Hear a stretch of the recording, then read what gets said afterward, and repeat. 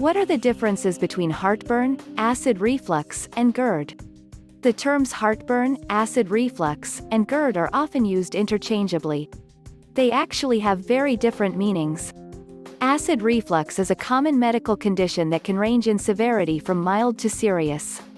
Gastroesophageal reflux disease, GERD, is the chronic, more severe form of acid reflux. Heartburn is a symptom of acid reflux and GERD. What is heartburn? The term heartburn is misleading. The heart actually has nothing to do with the pain. Heartburn occurs in your digestive system. Specifically, in your esophagus. Heartburn involves mild to severe pain in the chest. It's sometimes mistaken for heart attack pain. The lining of your esophagus is more delicate than the lining of your stomach. So, the acid in your esophagus causes a burning sensation in your chest. The pain can feel sharp, burning, or like a tightening sensation.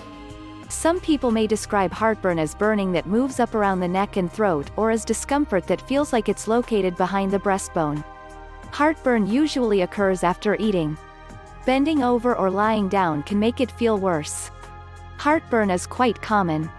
It is estimated that more than 60 million Americans experience heartburn at least once a month. You may be able to manage your heartburn by losing weight, stopping smoking, eating fewer fatty foods, avoiding spicy or acidic foods.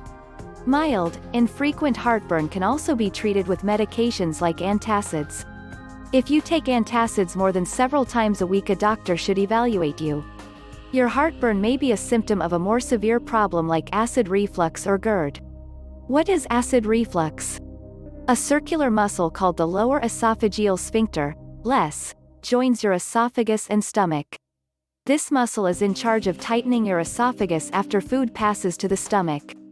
If this muscle is weak or doesn't tighten properly, the acid from your stomach can move backward into your esophagus. This is known as acid reflux. Acid reflux can cause heartburn and other symptoms that include cough, sore throat, bitter taste in the back of the throat, sour taste in the mouth, burning and pressure that can extend up the breastbone. What is GERD? GERD is the chronic form of acid reflux. It's diagnosed when acid reflux occurs more than twice a week or causes inflammation in the esophagus. Long-term damage of the esophagus can lead to cancer. Pain from GERD may or may not be relieved with antacids or other over-the-counter, OTC medication. Symptoms of GERD include bad breath, damage to tooth enamel due to excess acid, heartburn, feeling like stomach contents have come back up to the throat or mouth, or regurgitation, chest pain, persistent dry cough, asthma, trouble swallowing. Most people can experience heartburn and acid reflux intermittently related to something they ate or habits like lying down immediately after eating. However, GERD is a chronic condition where doctors start to examine long-lasting habits and parts of a person's anatomy that could cause GERD. Examples of the causes of GERD include being overweight or obese, which puts extra pressure on the stomach, hiatal hernia, which reduces pressure in the LES, smoking, consuming alcohol, pregnancy, taking medicines known to weaken the LES, such as antihistamines, calcium channel blockers, pain-relieving medicines, sedatives, and antidepressants. Symptoms of GERD may disrupt your daily life. Fortunately, they can usually be controlled with treatment. Options include diet modification, weight loss, smoking cessation, alcohol cessation. Medications for GERD work to reduce the amount of acid in the stomach. They may not be effective for everyone. Some people need surgery to help reinforce the LES. GERD in children. From babies to teenagers, children of all ages can experience GERD. About 1/4 of all children and teenagers experience symptoms of GERD. The condition is especially common in infants because their stomachs are much smaller and less able to tolerate being full. As a result, stomach contents can easily come back up. Symptoms associated with GERD in infants include being especially irritable or inconsolable after a feeding, choking, forceful regurgitation, especially after burping, fussing, especially after a feeding, not gaining weight at a normal rate, refusing to eat, spitting up, vomiting, wheezing, breathing difficulties. About 70 to 85% of infants have regurgitation the first 2 months of life. Typically, 95% will outgrow the symptoms by the time they reach 1 year of age. Children with developmental and neurological conditions, such as cerebral palsy, may experience reflux and GERD for longer time periods. It's important doctors diagnose GERD in children early to lessen the likelihood they'll have complications. As a child ages, they can still experience symptoms of GERD. The symptoms include bad breath, chest discomfort, frequent respiratory infections, heartburn, hoarse voice, abdominal discomfort. Talk to your child's pediatrician if you think your child is experiencing GERD. Untreated symptoms can cause permanent esophagus damage. Heartburn and GERD in pregnant women. Heartburn and GERD are commonly associated with pregnancy and can occur in women who may never have had GERD symptoms before. Pregnant women usually experience GERD symptoms around the first trimester. It then worsens in the last trimester. The good news is that when your baby is born, your symptoms usually go away. Pregnancy can increase levels of the hormone progesterone, which can cause the muscles of the lower esophagus to relax. This makes it more likely that acid will reflux. Increased pressure on the stomach from a growing uterus can also increase a woman's likelihood for having GERD. Symptoms include pain that gets worse after a meal and acid regurgitation. Because the symptoms tend to be temporary, a woman usually doesn't experience the long-term complications associated with GERD, like ongoing inflammation. Doctors usually avoid prescribing too many medications while a woman is pregnant because the medicine can be passed along to the fetus. Instead, doctors usually recommend making lifestyle changes, such as avoiding foods known to cause acid reflux and sleeping with the head slightly elevated. Taking antacids that contain magnesium, aluminum, and calcium may be permitted. However, antacids with sodium bicarbonate should be avoided in pregnant women because they can affect a woman's fluid volumes. In addition to antacids, common heartburn medications that are typically considered safe in pregnancy include famotidine, Pepcid. For more severe cases, other medications known as proton pump inhibitors like lansoprazole, Prevacid, can often be used. Always check with your doctor before taking any over-the-counter medications during pregnancy. How is GERD diagnosed?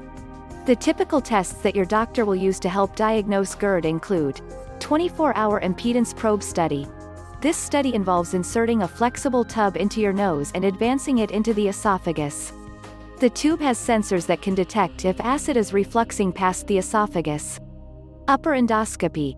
This test involves using a special tube with a camera on its end. When you're sedated, the tube can be passed from your mouth into your stomach and part of your small intestine. The upper endoscopy test can help a doctor identify any signs of damage, tumors, inflammation, or ulcers in these areas. Your doctor will usually take a tissue sample known as a biopsy. Complications of GERD acid from the stomach can damage the lining of the esophagus if GERD is left untreated. This can cause bleeding, ulcers, scarring. The acid can also cause a change in the cells in the esophagus over time. This is called Barrett's esophagus.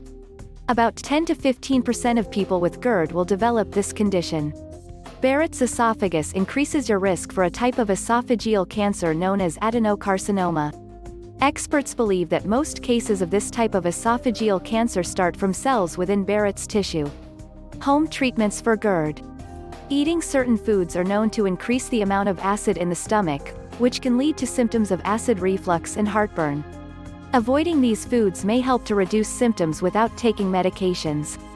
Examples include alcoholic beverages, chocolate, coffee, greasy and salty foods. High-fat foods, peppermint, spicy foods, tomatoes and tomato products. Making lifestyle changes such as avoiding smoking, not wearing tight-fitting clothing. Eating small meals instead of large ones, sitting upright for at least 3 hours after eating. Also, if you are overweight, taking steps to reduce your weight can help. This includes healthy eating and exercising whenever possible. If you are not exercising regularly, a good goal is to strive for 30 minutes of exercise 5 times a week. For babies with GERD, a doctor might recommend diet changes, such as adding a small amount of rice cereal to breast milk or formula to thicken it to make reflux less likely. Holding a baby upright during feeding, and at least 30 minutes after, may also reduce symptoms. Avoiding overfeeding can help as well. In older children, a doctor may recommend an elimination diet of foods known to aggravate acid reflux. These foods tend to be the same for children and adults. Raising the head of a child's bed may also help avoid acid reflux symptoms. If these measures don't relieve a child's symptoms, a doctor may prescribe medications that are similar to an adult's but in smaller doses. It is important to see your doctor when changes are not helping or when symptoms occur twice a week or more. Medical treatments for GERD. Medications are available with and without a prescription for acid reflux and GERD. Antacids. First-line treatments for acid reflux are usually antacids. These medicines act quickly to reduce the effect of stomach acid, which can relieve symptoms. Examples of these medicines are Tums and Rolaids. If these medicines don't relieve acid reflux or a person has GERD, other treatments can include H2 blockers. H2 blockers are designed to reduce the amount of acid a person's stomach produces. Sometimes taking these medicines with antacids can help. Examples of these medicines include cimetidine, Tagamet, and famotidine, Pepcid. Proton pump inhibitors. These medications work longer than H2 blockers to reduce acid in the stomach. They can also help heal the stomach lining.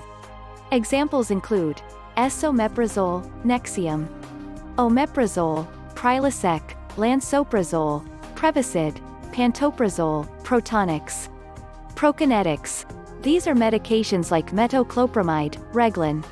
There is controversy as to whether these medications benefit people with GERD. Many new prokinetics have been removed from the market due to serious side effects. If medications don't reduce a person's acid reflux symptoms, a doctor may recommend surgery to avoid further damage to the esophagus and stomach. One surgical approach is known as Nissen fundoplication. This involves wrapping a portion of your stomach around the esophagus to strengthen the les. When to call your doctor. Symptoms of heartburn are often mistaken for heart attack, but the two conditions are unrelated. You should call 911 immediately if your heartburn discomfort and chest pain changes or gets worse and is accompanied by difficulty breathing, sweating, dizziness, pain in your arm or jaw. These symptoms can be symptoms of a heart attack. Sometimes GERD symptoms can indicate the need for emergency medical treatment. These include experiencing regular, forceful, projectile vomiting, having difficulty breathing, having difficulty swallowing, vomiting fluid with bright red blood or coffee ground-like contents. Not all heartburn requires medical care. Infrequent and mild heartburn can be treated with antacids and lifestyle changes, like avoiding spicy foods. Occasional reflux is not a cause for concern. You should consult a doctor if you have heartburn 2 or more times a week or if over-the-counter medications don't relieve your discomfort.